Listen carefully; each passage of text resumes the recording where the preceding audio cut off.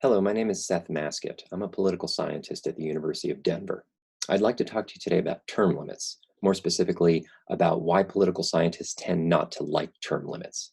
Now, that doesn't mean that all political scientists hate term limits or anything like that, but it's a subject that we've studied quite a bit over the last 3 decades and have come to a surprising amount of consensus on this, that it tends to not really deliver on what reformers promise. But I want to get into that in a little bit.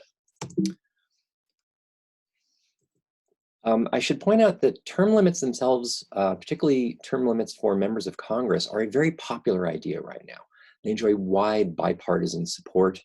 Vast majorities of Democrats and Republicans and independents all favor the idea of term limits for members of Congress. Now, of course, to actually get term limits for members of Congress, you would need an amendment to the Constitution. And the prospects of that are pretty remote, but there's at least the public support at that level. And of course, several recent presidential candidates have also favored the idea of term limits for members of Congress. President Trump pushed that when he first ran in 2016 and continues to support this idea. Recent Democratic presidential candidates, Andrew Yang and Tom Steyer, both made that a part of their platform for reform. And there's clearly, across both parties, there's some constituency for the idea of political reform, specifically for limiting the amount of service that people can do in Congress. So what's wrong with this idea? Why would such a popular idea be potentially problematic?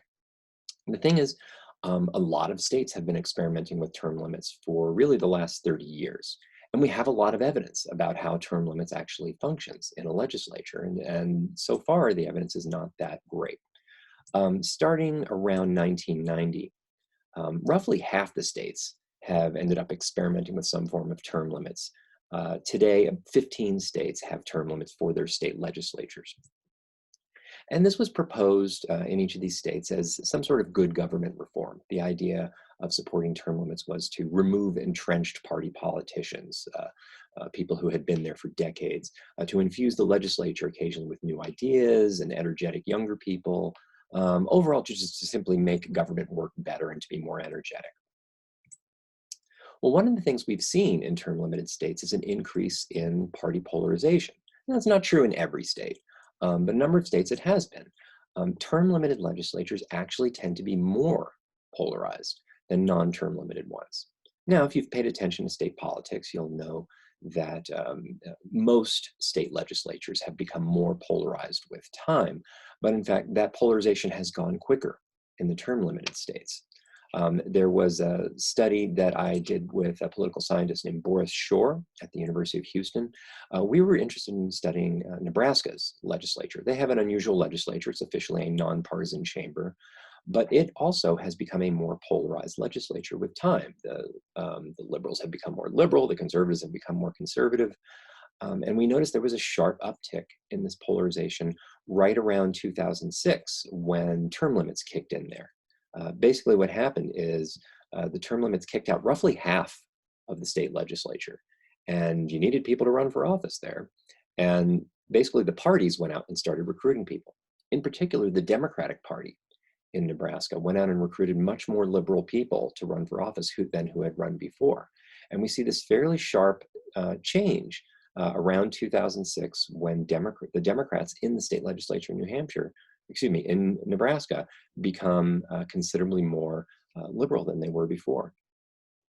We see this generally in a number of other states too, where around the time they adopt term limits, they become somewhat more polarized. One of the issues here is that term limits tends to reduce the value of holding office. Okay, it simply makes it a less desirable job to have if you can only hold it for 4 or 6 or 8 years. It tends to make it harder to find people to fill those jobs. And also the people who are in those jobs, the legislators themselves, tend to have less experience and less expertise. So who do they turn to when they're trying to make a decision on how to vote on a bill or what sort of legislation to put forward? Well, they could turn to their colleagues, but their colleagues don't have a whole lot more experience than they do. For the most part, they're turning to staff who may have been there a lot longer than they have and tend to be pretty partisan in their outlook. And they'll turn to political parties, both the party leaders within their chamber and the party organizations that help them get into office in the first place. So, they're definitely open to new ideas, and those ideas tend to come from pretty partisan sources. This is part of the reason we tend to see an increase in polarization in these term-limited states. Another thing we see related to this is a weakening of the legislature in term-limited states relative to other branches of the government. In particular, if legislators have less experience, less knowledge of how to conduct oversight, how to write bills, they're more dependent on the governor. The governor's office tends to have more staff, more research, more expertise. This means that legislators in a term-limited state have less of an ability to hold the executive branch accountable. They have less of an ability to conduct oversight, and chances are the governor's staff knows better than the legislators do about what's going on. We also see in term-limited states more deference to the governor in terms of budgeting and in terms of writing laws. Termed out legislators, we also see generally behave in a number of ways as they get to the end of their terms, where they write fewer bills, they do less work on committees, and they skip more votes. I mean, these tend to be behaviors that we want to reduce in our public officials, but term limit seems to make them more likely to happen. I want to give an interesting example of two different speakers of the California Assembly. That's the lower house in California. The gentleman on the left, that's Willie Brown. You might recognize him. He's been somewhat of a national political figure. Up until a few years ago, he was the mayor of San Francisco. He first got elected to the California Assembly back in 1964. 16 years later, he gets elected Speaker of the State Assembly. He served actually as Speaker for 13 years. He's one of the longest serving speakers in state history, and was widely credited for being a very creative and clever legislative tactician. But again, he had 16 years of experience before becoming Speaker. This was before term limits. Now, the gentleman on the right is John Perez. He was Speaker of the California Assembly about a decade ago. He was first elected to the Assembly at the end of 2008, sworn in a month later, and became Speaker in March of 2010. Okay, that's about 16 months of legislative experience. So Willie Brown had 16 years of experience. John Perez had 16 months of experience before becoming Speaker. Now, these are both bright gentlemen. These are both creative legislators. But Perez comes in with just a lot less experience and a lot less understanding of simply how bills become laws and how to negotiate with the governor and how to write a budget and everything like that. So he just starts at a much greater disadvantage. And then by the time he really does know what he's doing, he's termed out and has to leave that job. This is basically what happens under a term-limited legislature. You get sorts of legislative leaders like that who just simply don't have a ton of experience. Now, there's been some other studies about the effects of term limits. Some have looked at the effect of term limits on elections. There was at least some reformers promised that term limits would reduce campaign spending. After all, if you have far fewer incumbents in there, you'd have, potentially less expensive elections. Turns out that hasn't really happened. Spending has been about the same before as after. There was also some idea that you would see a more diverse range of candidates under term limits as more people became interested in running and it was open to more people. The evidence there is a bit mixed. There's some evidence that it's a more diverse group of people who runs for office, but for those who actually get in, they don't look any more diverse than those in non-term limited states.